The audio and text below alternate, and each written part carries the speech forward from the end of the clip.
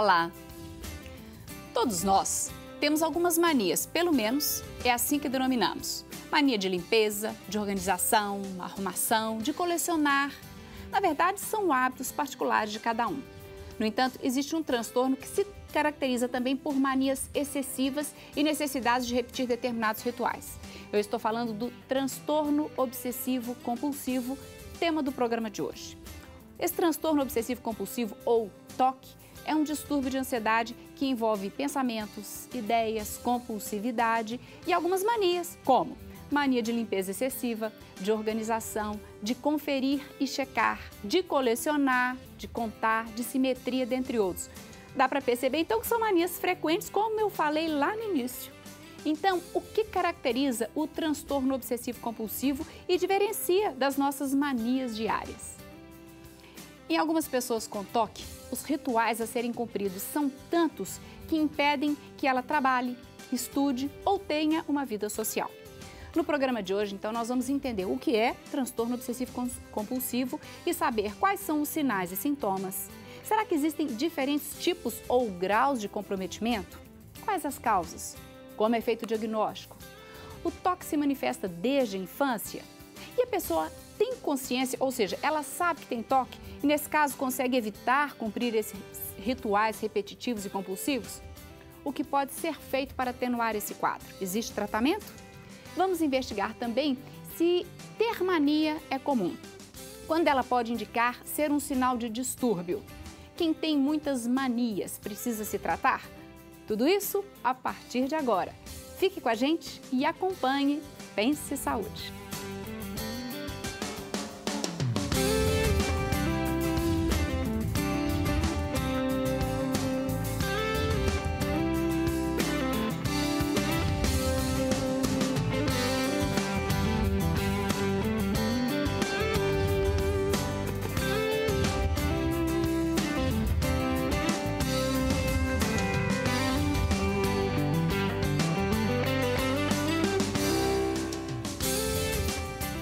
Participam do debate de hoje sobre transtorno obsessivo-compulsivo os psiquiatras Dr. Leonardo Agostini Quintal, Dr. Marco Túlio de Aquino e também o psiquiatra Dr. Lauro Eustáquio Guirlanda de Moura. E eu agradeço demais a presença de vocês aqui no nosso programa.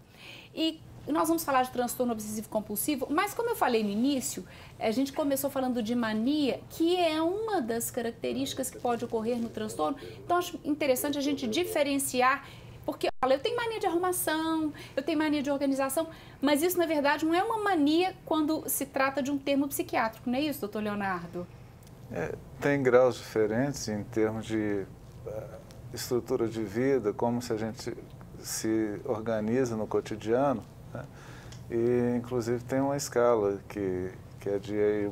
Brown, que é uma escala que mede gravidade de sintomas e pode aferir a qualidade do tratamento. No caso da psicopatologia da vida cotidiana, né, que a gente estaria falando assim de pequenos hábitos algumas outras coisas, normalmente não perturbam e não tem um aspecto incapacitante, né? Quando aquilo começa a movimentar a vida da família, o paciente normalmente não demanda ajuda sozinho, vai ser levado por um terceiro. Então, tem alguns outros aspectos que a gente vai poder falar. Quando essa mania se torna... Mas então, a gente vai falar depois da mania, que é como a gente chama no dia a dia, mas vamos entrar no transtorno obsessivo-compulsivo, em que parece que a mania obsessiva é um dos sinais ou dos sintomas, doutor Marco Túlio? Bom, então, eu gostaria, até para definir terminologia, né, eu acho que é importante. A concepção popular, né? Que a gente chama, né? Isso, né? A terminologia mania a gente usa muito para esses hábitos do cotidiano. Então, limpeza, organização, gestos, colecionar. Então, nós podemos, na concepção popular. É importante fazer uma ressalva que em psicopatologia a gente usa o termo mania para o estado eufórico do transtorno bipolar. Então, quando o psiquiatra está falando de mania, ele não está falando exatamente nessa concepção... Do senso comum. Isso, do senso comum. Mas é muito comum esse uso e a gente acaba, assim, na rotina do dia a dia, tentando fazer essa diferenciação. Mas é importante para o psiquiatra, do ponto de vista psicopatológico, fazer essa conceituação. Quando, então, vocês psiquiatras estão falando de mania, aí vocês estão falando de um distúrbio realmente? Isso. Normalmente, a fase eufórica do transtorno bipolar, né? Com taquipsiquismo, euforia, grandiosidade. Então, é esse momento do quadro clínico que a gente chama de mania. Mas podemos trabalhar a conceituação, a concepção mais popular, né, dentro dessa questão, dessa rotina do dia a dia. Então, antes de entrar no toque, já que você falou de mania, você falou às vezes de gestos, e então eu vou acrescentar uma outra coisa nessa mania, que são tiques nervosos, doutor Lauro, que algumas pessoas têm tiques, junto com determinadas manias, ou tiques repetitivos e incontroláveis, elas não conseguem não fazer aquilo. Isso também estaria nesse quadro das manias? O tique, ele seria um transtorno à parte. Né? Tá. Então é um outro transtorno. É um outro transtorno chamado transtorno de tique. E realmente a pessoa não consegue evitar não fazer aquilo? Não consegue. O tique, ele é irresistível. A pessoa não consegue evitar de fazer aquele gesto. Agora, é importante destacar que é muito comum os pacientes com toque também serem portador de tiques incapacitantes. É muito comum a associação dos dois transtornos, apesar de eles são classificados de forma diferente. Certo. Né? Bom, então vamos voltar para o transtorno obsessivo-compulsivo, que tinha sido a minha pergunta anterior, e vamos entender o que é isso, doutor Marco Túlio, eu tive que... Bom, então, basicamente, assim, de uma forma bastante sucinta, são alterações formais onde o indivíduo pode apresentar duas características, né? Pensamentos obsessivos, né? Que são pensamentos intrusos e impulsivos recorrentes, onde o indivíduo ele percebe a ineficácia desse pensamento, ou a impropriedade desse pensamento, mas ele não consegue resisti-lo. Né? Por exemplo, dúvidas frequentes. Tranquei a porta, não tranquei? Falei algo apropriado ou não falei? Me comportei de uma forma adequada em tal situação? Né? E isso fica remoendo na sua cabeça? Isso. Ruminação, aliás, é uma das características do toque, né? Desse pensamento obsessivo. Né? O indivíduo fica ruminando. Aí falei aquilo, não devia ter falado. Isso. Né? Impulsos. Né? O indivíduo, às vezes, tem impulsos agressivos ou pensamentos agressivos que nem sempre ele passa a esse ato. Mas ele tem, às vezes, medo de perder o controle. Né? Então, ele fica ruminando numa situação específica. Né? Então, ele pode se manifestar assim. Uma outra forma de manifestação são as compulsões. Né? Elas podem ser de limpeza, de simetria, de um termo que às vezes se usa de lentificação. Então o indivíduo vai escovar os dentes, ele demora horas escovando os dentes. Ou ele vai pentear o cabelo, ele passa algumas horas, ou perde várias horas, né? Ou uma mulher vai fazer uma maquiagem, ela ultrapassa em muito tempo razoável, né? Ou, às vezes, comportamento de esquiva diante de situações que lhe parecem inapropriadas. Por exemplo, o indivíduo começa a ter medo de se contaminar. Tá. Né? Então, ele não toca numa maçaneta. Está sempre se lavando. Está sempre se lavando. Às vezes, ele vai num ambiente que lhe parece sujo e ele não consegue mais usar aquela roupa.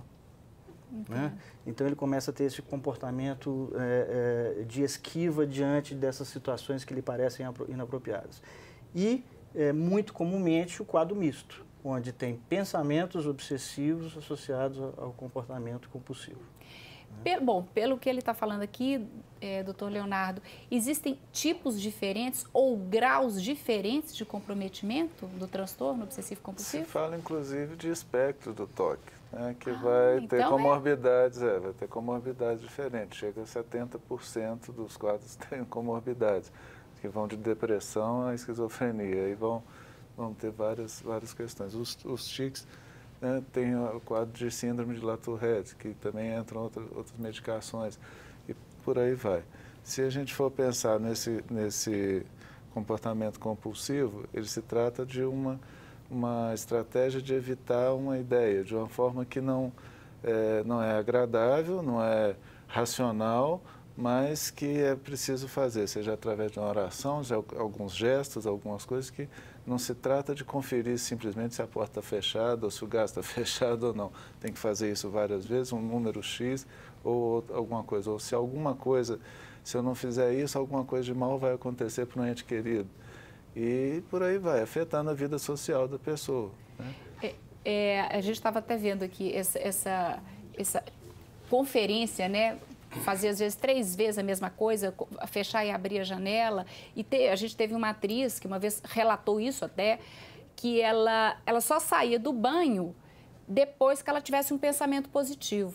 E um dia que ela estava tomando banho, o pensamento positivo não aconteceu, o banho dela durou 8 horas. E com isso ela foi perdendo trabalho, emprego, amigos, enfim.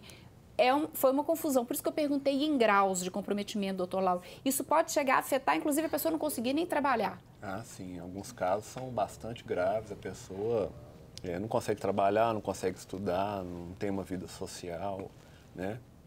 Alguns casos são bastante graves. Daqui a pouco a gente volta, então, para conversar mais sobre isso e entender como é feito esse diagnóstico e esse tratamento. Nós hoje estamos conversando sobre transtorno obsessivo compulsivo. Só que antes de ir para o intervalo, um agradecimento. Ao longo do ano de 2014, a campanha Faço Parte contou com importante ajuda de milhares de pessoas que, com generosidade, contribuíram para a revitalização do Santuário Nossa Senhora da Piedade, em Caeté, projetos sociais e manutenção dos veículos de comunicação da Rede Catedral. A campanha Faço Parte agradece cada gesto de doação e fraternidade. E para que esse trabalho continue alcançando o seu objetivo, comece 2015 fazendo a sua adesão à campanha Faço Parte. Para isso é só ligar em horário comercial para os telefones 3319-6111 ou 3209-3559. A alegria de fazer o bem contagie. Faça parte você também. Agora um breve intervalo hoje, então, falando sobre toque, mas fique por aí que daqui a pouco a gente está de volta.